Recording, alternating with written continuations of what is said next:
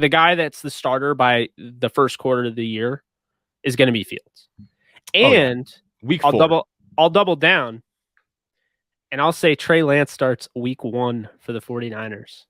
Get out of here. Oh, absolutely. Because here's what I'll say about Trey Lance. I take on a show today, and I said that he's not going to start at all this year. I said that it's Jimmy Garoppolo's job to lose. Jimmy Garoppolo is 22-8 since over the 4 years. I mean, it's crazy that in 4 years he's only played 30 games, but he's 22-8. I think it's going to be his job to lose, and I don't think he's going to do enough to lose it. I think that this team is going to win enough that they're not going to ever want to pull Jimmy out.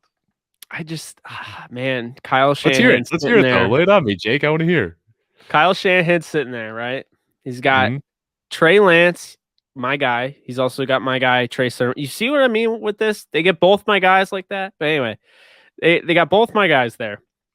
You talk about what they can do, like read option, all of that, right? But on top of that, you have Deebo Samuel, you have Jalen Hurd, you have Brandon Ayuk, you have George Kittle. You also have Elijah Mitchell and Raheem Mostert if they want to, also join in. Don't sleep on Wayne Gallman. And Gallman. Yeah, thank you. Yeah. Just add to it.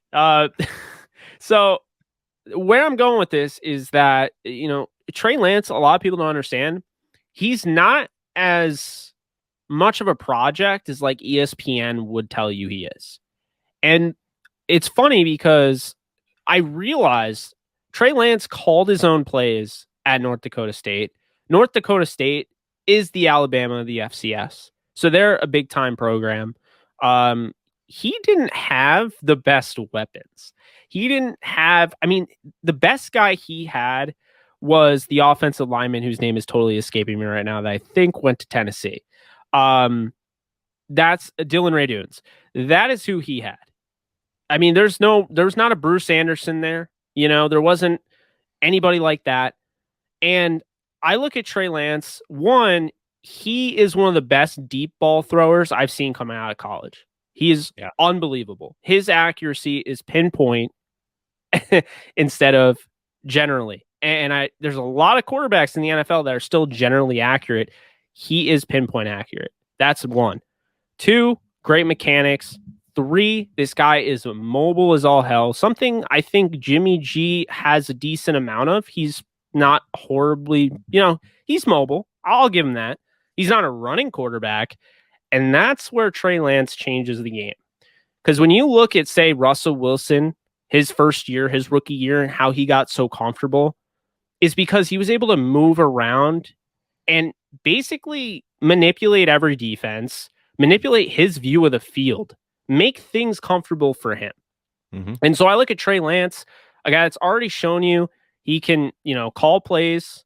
He's the guy calling plays at the line of scrimmage, make protections. He's not a clapper. He doesn't stare down over at the sideline. I can trust this guy, but he's also got these crazy weapons.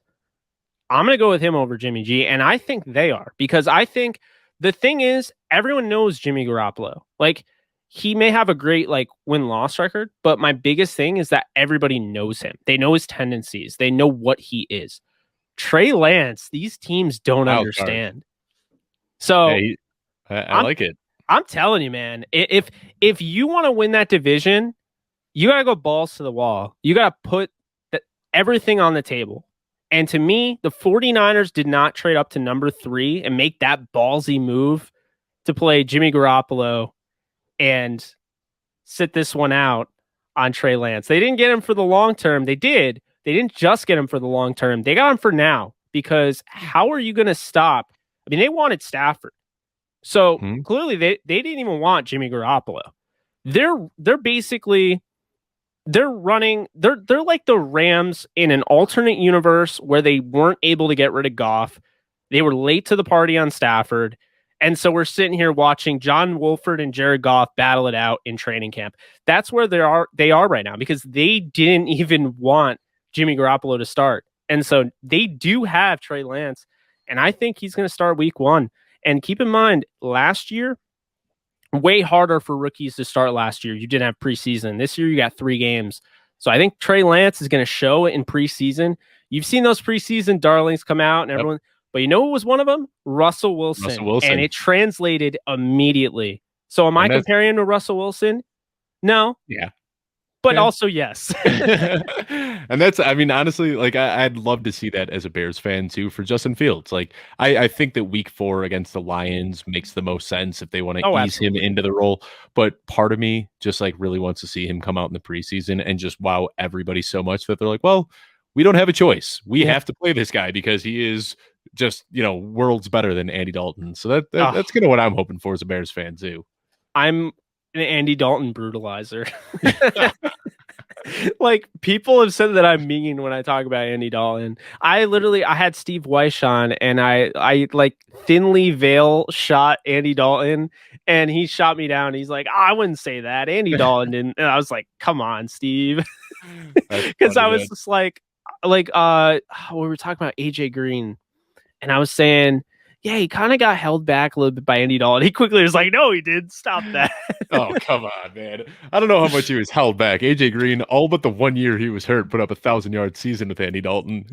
Well, it's a matter of could have been a 1,200-yard season. So was he supposed to be a 1,000-yard receiver, an 1,800-yard receiver? We'll never know because he was with Andy Dalton. Yeah, now he finally gets Kyler Murray at what age? 32, 33?